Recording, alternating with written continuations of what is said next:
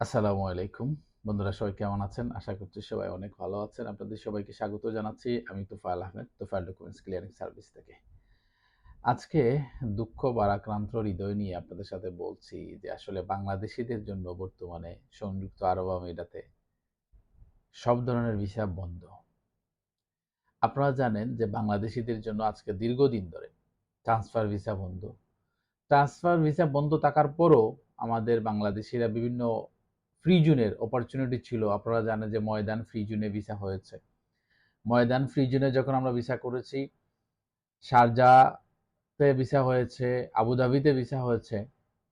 কিন্তু যখনই একটা রাস্তা চালু হয়েছে, হওয়ার পরে যখন আমরা ওইদিকে ঝুঁকেছি, অর্থাৎ যখনই ওই জায়গায় বেশি বেশি করে অ্যাপ্লিকেশন গেছে, কিছুদিন পরে কিন্তু ওই রাস্তাটা বন্ধ হয়েছে।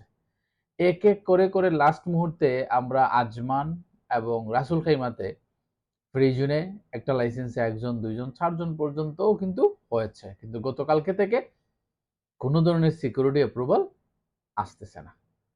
আমার গতকালকেও ২ টা সিকিউরিটি অ্যাপ্রুভাল রিজেক্টেড আসছে। সো এই লাস্ট হোপ ছিল, লাস্ট আমাদের এই রাস্তাটা ওপেন ছিল, কিন্তু গতকালকে থেকে এই রাস্তাটাও কিন্তু বন্ধ হয়ে গেছে। সো আজকে থেকে আমি এটা প্রায়ই বলা যায় যে বাংলাদেশীদের জন্য বর্তমানে যারা ক্যান্সেলে আছেন, অর্থাৎ ইনসাইটে যারা আছেন, যাদের শুধুমাত্র অরিজিনাল ডিগ্রি সার্টিফিকেট আছে, তারা ছাড়া এবং ফিমেল ছাড়া, মহিলা ছাড়া সব ধরনের ভিসা কিন্তু বাংলাদেশীদের জন্য বন্ধ। সো এই মুহূর্তে যারা ক্যান্সেলে আছেন বা যারা ভিসা ক্যান্সেল করবেন, লাইসেন্স যে লাইসেন্সে আপনি ছিলেন ওই লাইসেন্সটা হয়তো বা অ্যাক্টিভ নাই, ব্লক হয়ে গেছে, বা আপনি যে আরবাব আছে, আরবাবকে আপনি খুঁজে পাচ্ছেন না। সো এই ধরনের সিচুয়েশনে যারা আছেন, আপনাদেরকে কিছু বলার নাই যে এখন আপনারা কি করবেন। আপনাদের সামনে কোনো রাস্তা খোলা নাই। কিন্তু আজকে এবং আরেকটা দুঃখের বিষয় হলো বাংলাদেশীদের বর্তমানে যারা ভিসা রিনিউ করবে, যেটা কখনো কোনোদিন হয় নাই। অর্থাৎ আপনি রিনিউ করতে যাবেন, আপনার ভিসাটা রিজেক্ট আসে নাই কখনো, কিন্তু বর্তমানে অনেকের ভিসা কিন্তু রিনিউ এর ক্ষেত্রেও রিজেক্ট আসতেছে। সো এই প্রবলেমগুলো আমাদের যে সমস্যা, আমাদের যে প্রবলেম, এই প্রবলেমগুলো দেখার বা এগুলো টেক কেয়ার করার কেউ নাই। অর্থাৎ আমাদের কোনো অভিভাবক নাই। আমরা এমন একটা দেশে জন্মগ্রহণ করেছি অভিভাবকহীন। আজকে আমরা ইউএইতে থাকি, আমাদের বিশাল একটা জনশক্তি এখানে কাজ করে, আমাদের একটা বিশাল বড় একটা কমিউনিটি এই সংযুক্ত আরব আমিরাতে আছে। কিন্তু আমাদের কমিউনিটির যারা নেতৃত্ব দিবে, আমাদেরকে যারা দেখভাল করবে, তাদের এই বিষয় নিয়ে মাথা ব্যথা নাই, তাদের এই বিষয় নিয়ে কোনো পদক্ষেপই নাই।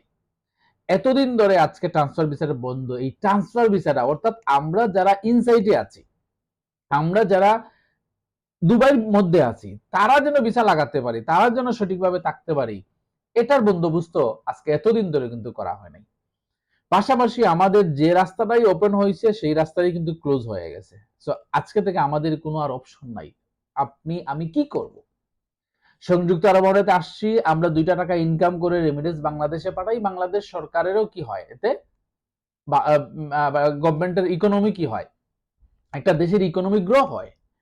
কিন্তু আমরা এক হবাগা হতবাগা প্রবাসী, যে আমাদের আসলে দেখার মতো কেউ নাই। আমরা একটা দেশের অর্থনীতিকে এগিয়ে নিয়ে যাচ্ছি, কিন্তু আমাদের দেখার মতো, আমাদের দুঃখ দুর্দশা, আমাদের প্রবলেম দেখার মতো কেউ নাই। বর্তমানে বাংলাদেশে নতুন একটা সরকার এসেছে। আমার রিকোয়েস্ট থাকবে, বর্তমানে একজন প্রবাসী কল্যাণ মন্ত্রী আছেন, যিনি অত্যন্ত পরিশ্রমী, কর্মঠ একজন ব্যক্তি, সিলেটের আরিফুল হক। ওনার কাছে আমার রিকোয়েস্ট থাকবে, পাশাপাশি বর্তমান সরকারের মাননীয় প্রধানমন্ত্রী জনাব তারেক রহমানের কাছে রিকোয়েস্ট থাকবে যে যদি আমার ভিডিওটা যায় আমাদের দেশের কোনো ঊর্ধ্বতন কর্মকর্তার কাছে, উনি যদি দেখে থাকেন বা কেউ যদি দেখেন, আপনাদের কাছে হাম্বেল রিকোয়েস্ট, সংযুক্ত আরব আমিরাতের প্রবাসীদের দিকে একটু তাকান, আপনাদের নজরটা একটু এদিকে দেখান। এরা অনেক কষ্টে আছে। আমাদের প্রবাসীদের বুক পাটা কান্না কারো কাছে বলার নাই। আমাদের এই কান্না শোনার মতো মানুষ নাই। আপনাদের কাছে রিকোয়েস্ট থাকবে, বর্তমান সরকারের কাছে রিকোয়েস্ট থাকবে, আপনারা সংযুক্ত আরব আমিরাত প্রবাসীদের দিকে একটু তাকান। আপনাদের অবস্থান থেকে যে ধরনের কর্মকাণ্ডগুলো নেওয়া দরকার সংযুক্ত আরব আমিরাত গভর্নমেন্টের সাথে, আপনারা দ্রুত ব্যবস্থা নেন। না হলে সংযুক্ত আরব আমিরাতে প্রবাসীদের এই করুণ দুর্দশা আরো কঠিন থেকে কঠিনতর হবে। আপনারা যদি দ্রুত এই পদক্ষেপগুলো না নেন, তাহলে সংযুক্ত আরব আমিরাতের প্রবাসী যারা আমরা আছি, আমাদের দিন দিন, আমাদের জীবন, আমাদের জীবিকা সবকিছু ক্ষতিগ্রস্ত হবে। বাংলাদেশ সরকারও ক্ষতিগ্রস্ত হবে। তো আমাদের যদি এই মুহূর্তে ট্রান্সফার ভিসা ওপেন না হয়, তাহলে এই সংযুক্ত আরব আমিরাত প্রবাসীরা হয়তো সবকিছু গুছিয়ে বাংলাদেশেই ব্যাক করতে হবে।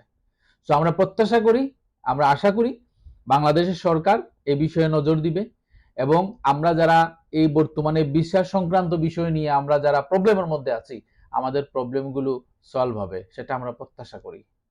সবাই অনেক ভালো থাকবেন। আসসালামু আলাইকুম।